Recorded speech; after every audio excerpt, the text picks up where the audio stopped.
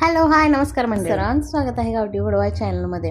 बरेच दिवस हा व्हिडिओ पेंडिंग होता, चला म्हटलं आज शेअर करूया. ॲक्च्युली आम्ही गेलो होतो ज्योतिबा दर्शनाला, जे की आमचं कुलदैवत आहे. त्याच्यानंतर आमचं असं ठरलं की चला कण्हेरी मठ बघायला जायचं. कण्हेरी मठ खूप सुंदर आहे.